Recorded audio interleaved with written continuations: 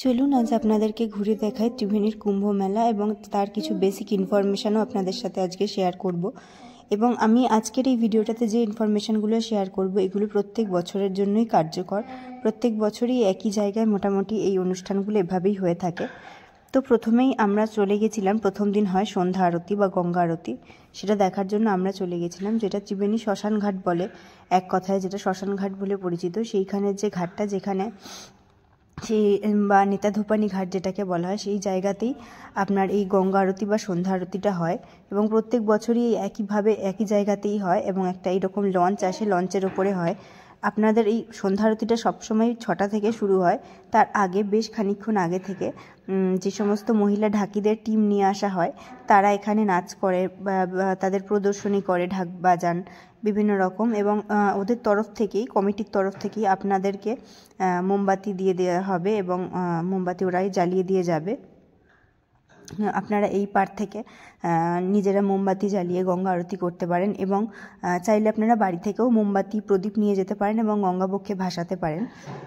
তো এখানে আপনারা মোটামুটি 6টা থেকে 7টা কি 6:30 এরকম একটা নির্দিষ্ট সময় পর্যন্ত আপনারা গঙ্গা আরতি দেখতে পারবেন। এবং অপূর্ব সেই দৃশ্য, ভীষণ সৌন্দর্য, তার মানে প্রকাশ করা যায় না।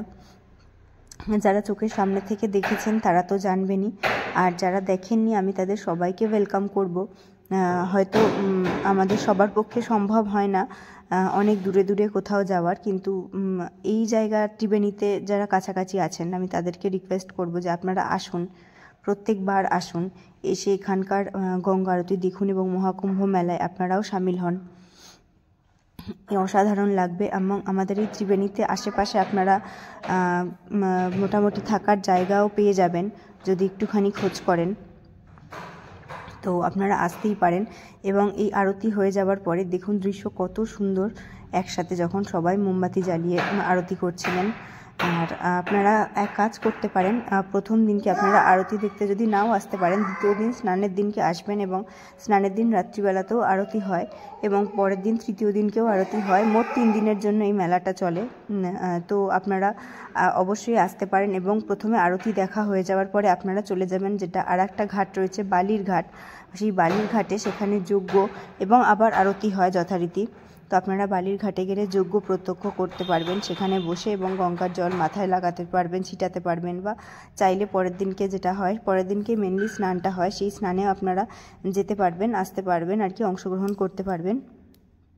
আর এই যে জায়গাটায় হয়, আপনারা যদি মগরা স্টেশন থেকে আসেন, তাহলে যে জায়গা থেকেই আসছেন না কেন, হাওড়া থেকে হোক, বর্ধমানের দিক থেকে হোক, কিংবা শিয়ালদার দিক থেকে হোক, যদি আপনারা মগরা স্টেশনে নামেন, মগরা স্টেশনে নামলেও একদম খুব সহজ মানে পথ, 10 থেকে 15 টাকা আপনাদের টোটো কিংবা অটোতে নেবে, আপনাদের ডাইরেক্ট একদম ত্রিবেণী অটো স্ট্যান্ডে নামাবে। সেখান থেকে বালিরঘাট একদম কাছে।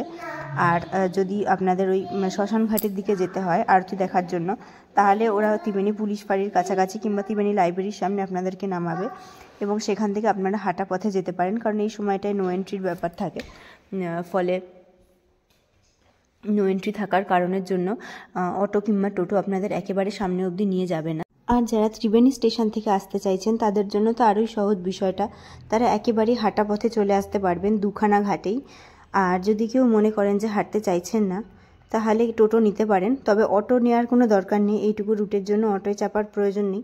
আপনারা টোটো নিয়ে খানিকটা ত্রিবেণী লাইব্রেরি অবধি আসতে পারেন বা বালিঘাটের কাছাকাছি অবধি পৌঁছে যেতে পারেন। আর খাওয়া দাওয়ার জায়গার কোনো অভাবই নেই, চারিদিকে প্রচুর জায়গায় আপনাদের একেবারে বিনামূল্যে খাওয়া দেওয়া হবে। আর খিচুড়ি থেকে শুরু করে চা, কোথাও কোথাও পায়েস, সুজি, এবং কোথাও কোথাও ভাত ডালও খাওয়ানো হচ্ছে, এবং সেগুলো সম্পূর্ণ বিনামূল্যে। আপনারা চাইলে কোনো হোটেল থেকেও খেতে পারেন, অথবা বিনামূল্যে যে সমস্ত জায়গায় খাওয়ানো হচ্ছে, এবং সেগুলো যথেষ্ট পরিষ্কারভাবেই দেওয়া হচ্ছে। বহু মানুষ খাওয়া দাওয়া করেন, তো আপনাদের কোনো অসুবিধাই নেই, আপনারা চাইলে এসে খাওয়া দাওয়া করতে পারেন। এবং আশেপাশে প্রচুর ছোট ছোট দোকান বসেছে, আপনারা যদি মনে করেন সেখান থেকে কিছু কেনাকাটি করতে পারেন, তাতে কিছু ক্ষুদ্র ব্যবসায়ের অনেক উপকার হয়, কারণ তারা মেলায় বসেনি কিছু বিক্রি হবে সেই আশা নিয়ে। তো আমি সবাইকে ওয়েলকাম করব যে আপনারা সবাই আসুন। আর পরের দিনটা হচ্ছে স্নানযাত্রা। স্নানযাত্রার দিন সকাল থেকে বেশ ভিড় হয়। আপনারা যদি একটুখানি বেলার দিক করে যান, মোটামুটি 3টে সাড়ে 3টে, সেই সময় কিছুটা হয়তো ফাঁকা পেতে পারেন। যে সময় দৃশ্যটা আমি আপনাদের দেখাচ্ছি এটা খানিকটা ওই রকমই, ওই 3:30 4টে নাগাদকার সময়। তবুও মোটামুটি ভিড়টা এরকম। তবে আপনারা সুযোগ পাবেন, আর ভোরবেলা থেকে আসলে অনেকটা ভিড়ের মধ্যে আপনাদের পড়তে হবে।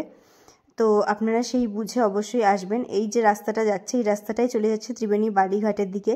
আর একদম ভিডিওর শুরুতে আপনারা যে রাস্তাটা বা যে জায়গাটা দেখলেন সেটা ছিল হচ্ছে ত্রিবেণী শ্মশানঘাট, আর এই হলো বালির ঘাট। বালির ঘাটেও আপনারা চাইলে চান করতে পারেন, অথবা আপনারা যদি মনে করেন আর একটা যে ঘাট রয়েছে সেখানে স্নান করবেন, সেখানেও আপনারা স্নান করতে পারবেন।